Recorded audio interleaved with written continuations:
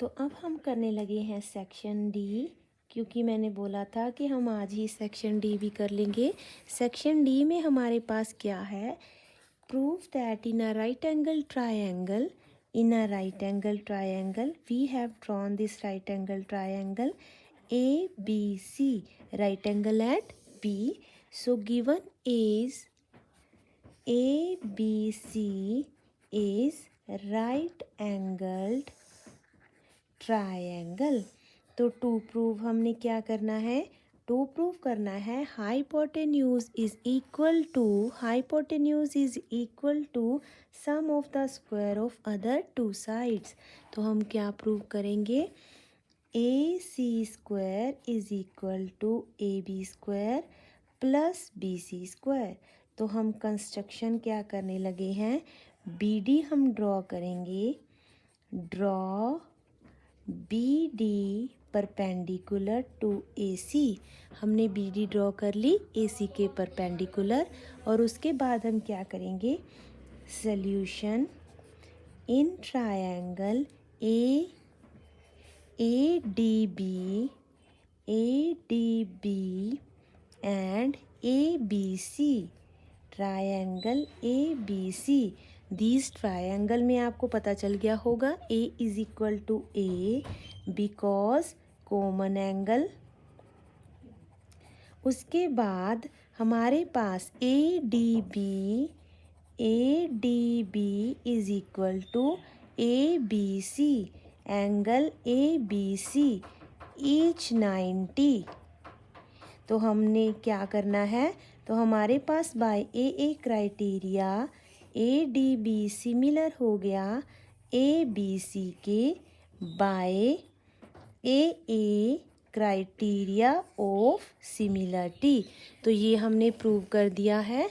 उसके बाद हम करेंगे इसकी रेशो, हम लिखेंगे A B over A C, उसके बाद A D over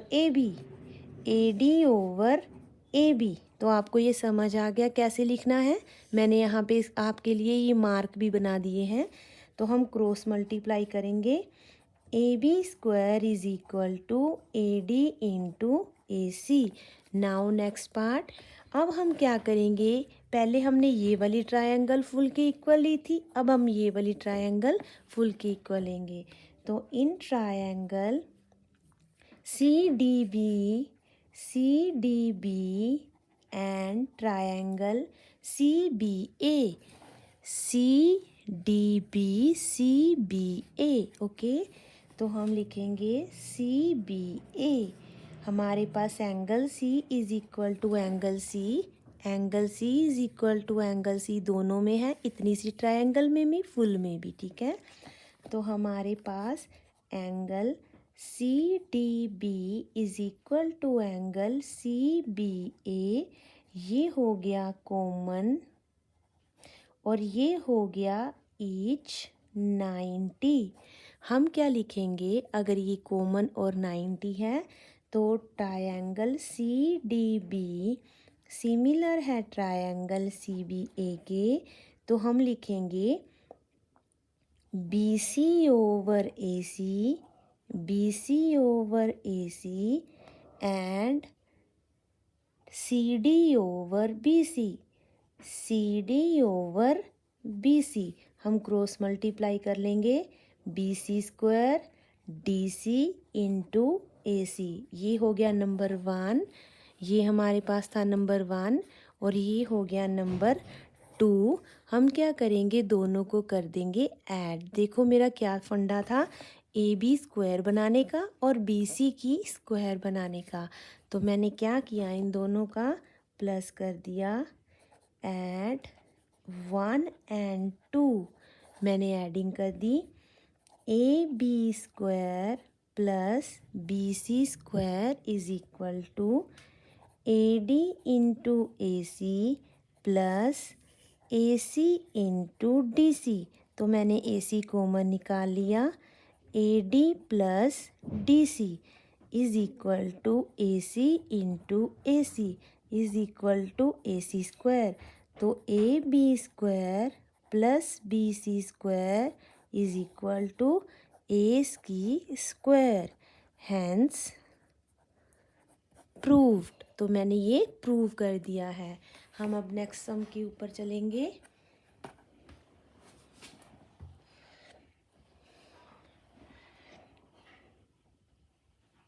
next sum देखिए,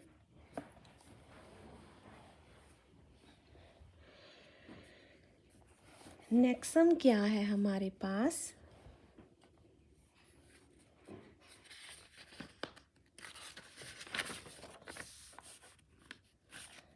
नेक्स्ट सम में हमने प्रूव करना है, नेक्स्ट सम में हमने प्रूव करना है, prove that the length of the tangents drawn from an external point to a circle are equal. तो हमने क्या प्रूव करना है, हमने प्रूव करना है कि अगर हमारे पास एक सर्कल है, सॉरी फॉर दैट, तो ये आज स्टैंड अच्छे से नहीं लगा हुआ। तो हमने प्रूव करना है, अगर हमारे पास एक सर्कल है और सर्कल का एक एक्सटीरियर पॉइंट है, तो ये जो टेंजेंट्स हमने ड्रॉ की हैं, दीज टेंजेंट्स आर इक्वल। तो हम क्या करेंगे, सेंटर से हमें पता है कि जो भी सेंटर से टेंजेंट को टच करती मतलब जो रेडियस है वो क्या होता है, हमेशा पॉइंट ऑफ कांटेक्ट से क्या करता है, 90 डिग्री का एंगल बनाता है। तो हम अपनी तरफ से एक और ज्वाइनिंग कर लेंगे, ए ओ, यहाँ मैं दे रही हूँ बी, यहाँ सी। तो पहले गिवन लिख लेते हैं। गिवन में क्या होगा, इन circle AC and AB are tangents drawn from point A। तो हमने A पॉइंट से ये ड्रॉ कर ली हैं। उसके बाद हमने 2 प्रूव करना है, AB is equal to AC। तो हम क्या करेंगे, प्रूफ में क्या करेंगे, पहले हम लिखेंगे draw AO B and OC। ये हमें पता है कि OB is perpendicular to AB and OC is perpendicular to AC, क्योंकि जो रेडियस होता है वो पॉइंट ऑफ कांटेक्ट से क्या करता है, 90 डिग्री का एंगल बनाता है। तो हम क्या करेंगे, इसको हम लेंगे in triangle AOB and triangle AOC। तो ये ट्रायंगल ले ली, हमारे पास AO is equal to AO common आ गया। उसके बाद OBA is equal to OCA each 90।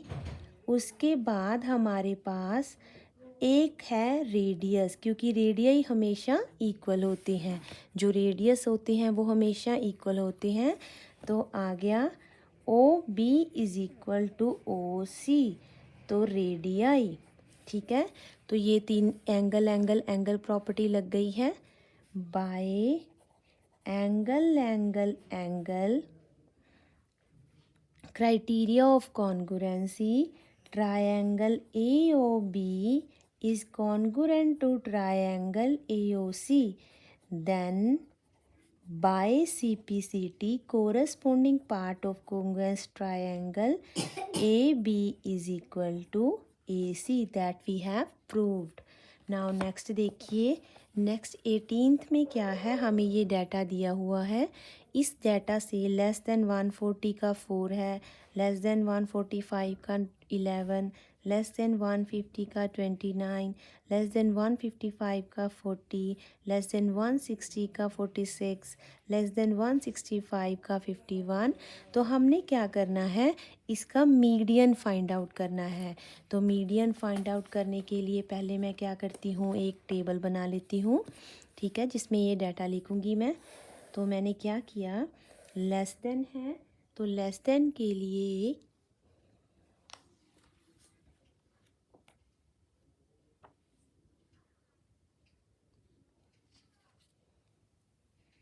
मेरे पास लेस देन 145, दैट इज़, ये 4 है ना, नंबर ऑफ गर्ल्स 4 है, तो मेरे को ये कॉम्यूटेटिव फ्रीक्वेंसी दी है। जब भी आपको लेस देन, जब भी आपको मोर देन दिया हो तो आपको कॉम्यूटेटिव फ्रीक्वेंसी दी होती है, तो आपने उसकी फ्रीक्वेंसी बनानी है।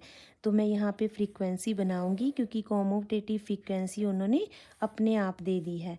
तो मैं यहाँ पे लिख रही हूँ लेस देन 140, तो वो कितना दिया है 4। उसके बाद 144, 140 से लेकर 145 है 11। उसके बाद 145 से 150 है 29। फिर मैं डाटा बना रही हूँ, ये तो मैं आपको यहीं से बता रही हूँ बस। 150 से 155 वो है मेरे पास 40। 155 से 160 वो है मेरे पास 46। उसके बाद 160 से 165 वो है मेरे पास 51। तो अब मेरे पास कॉम्यूटेटिव फ्रीक्वेंसी लिख दी, तो मैं 4 लिख के, और इसके बाद क्या करूँगी 11 minus 4, 11 minus 4 is 7, 29 minus 29 minus 11 that is 18, 40 minus, उल्टा करके माइनस करते जाइए, 40 minus 29 that is 11, 46 minus 40 that is 6, 51 minus 46 that is 5। अगर मैं n देखूं तो मेरे पास n यहाँ पे आ गया 51, क्योंकि यहाँ पे जो होता है वो टोटल होता है। आप इसका एडिशन करोगे तो वो 51 ही आएगा, ठीक है। तो मेरा सम यहाँ तक तो सही है। अब मैं मीडियन का फॉर्मूला लगाऊंगी। मीडियन का फॉर्मूला लगाने के लिए मेरे पास मीडियन क्या होता है, L is equal to, M is equal to L plus n/2 minus C F over F into H। तो लोअर लिमिट पहले आपने क्या करना है, 51 का हाफ करके देख लेना है। तो n/2 is equal to 51 over 2 that is 25.5। तो देखिए 25.5 कहाँ पे आया है, यहाँ पे आया है। तो ये वाली सारी लाइन आप वहाँ पे पेंसिल के साथ मार्क कर लीजिए।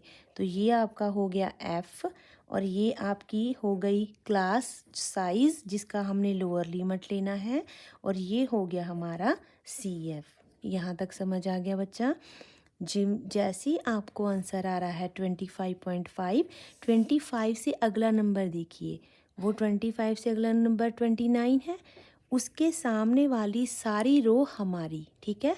F भी देगी, वो L भी देगी, बस उसके ऊपर देखना है वो CF देगी। तो हमारे पास L की वैल्यू हो गई है 145, N की वैल्यू n/2 की 25 माइनस 5, यहाँ पे आ गया 11, और F की वैल्यू हो गई है 18, और हमारे पास क्लास का साइज़ कितना है, कितना डिफरेंस है इनका, वो है 5। तो आंसर कितना आ गया 145 प्लस यहाँ आ गया 0.5, यहाँ बच गया 4, 1 इंटू 5, इधर 18, तो यहाँ पॉइंट कट के आ गया 10, 5 2 ज़ा 10,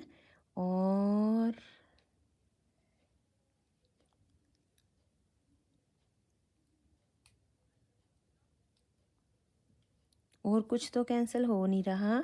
145 प्लस यहाँ पे अगर मैं काटूँ तो मेरे पास नहीं कट रहा ना, 14.5 ओवर यहाँ बन गया 36, तो यहाँ पे आ गया मेरे पास, इसका आंसर आता है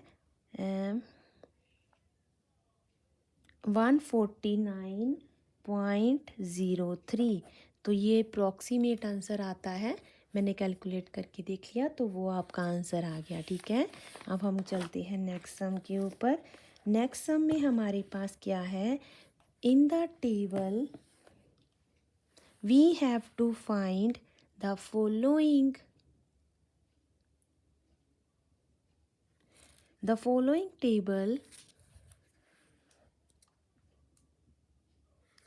following table gives the literacy rate of 35 cities. Find the mean. तो हमने इसका मीन पता करना है। तो पहले हम डाटा लिख लेते हैं। वो कैसे लिखेंगे, 45 to 55, 55 to 65, 65 to 75, 75 to 85, 85 to 95,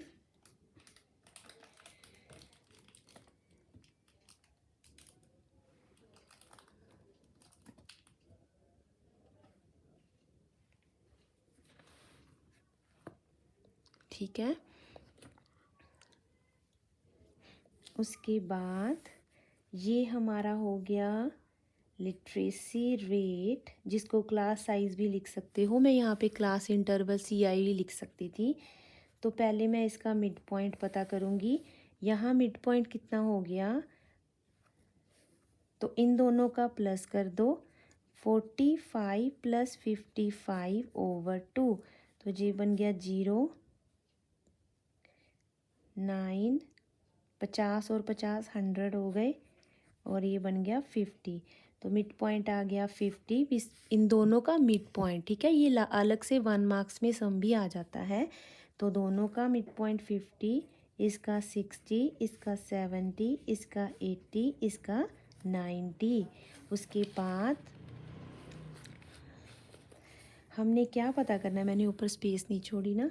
तो उसके बाद मैंने क्या पता करना है, उसके बाद मैं एक यू लूँगी, जो मतलब यहाँ से मैं कोई एज्यूम्ड मीन लूँगी। तो मैंने इसका एज्यूम्ड मीन ले लिया 50। तो अगर मैंने एज्यूम्ड मीन 50 ले लिया तो मेरे पास यू क्या आ रहा है, m माइनस एज्यूम्ड मीन।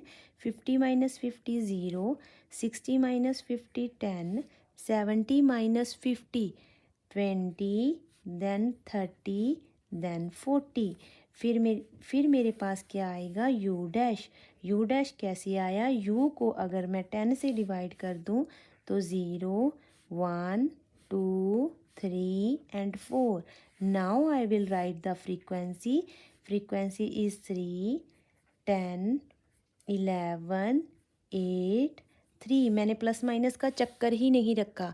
बहुत ज़्यादा बच्चे प्लस माइनस के सम में इतनी गलती करते हैं।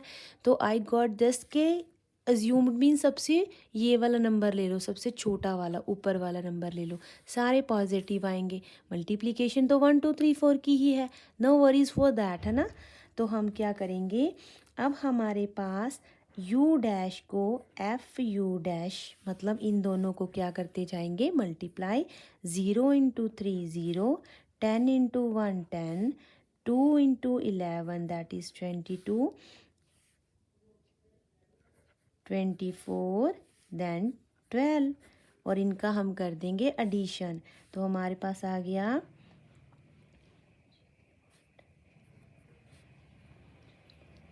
68। ठीक है बच्चा, यहाँ तक समझ आ गया। आई होप कोई प्रॉब्लम नहीं हुई होगी। अगर कोई प्रॉब्लम है तो मुझे कमेंट बॉक्स में आप बता सकती हैं। ठीक है, तो उसके बाद ये मेरा एक्स्ट्रा काम था।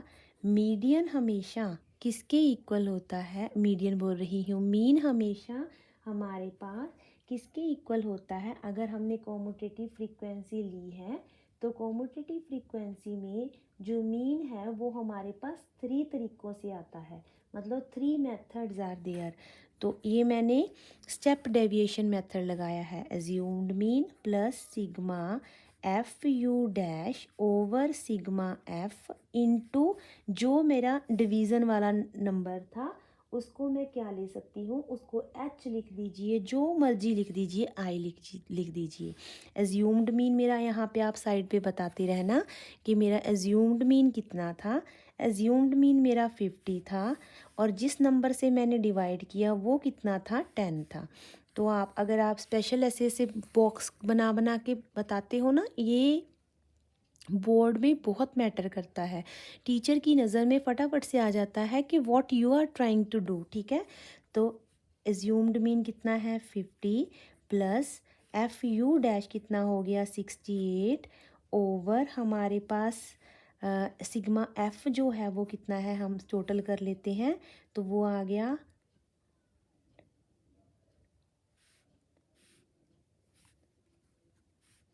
35। वो गिवन भी था 35 सिटीज़, ठीक है। तो यहाँ पे आ गया 35 इंटू एच मैंने कितना लिया 10। तो मैं 5 के टेबल से कट कर रही हूँ, ठीक है। तो यहाँ पे आ गया 50 प्लस 136/7। अगर मैं इसको फिर कट करूँ तो ये आ गया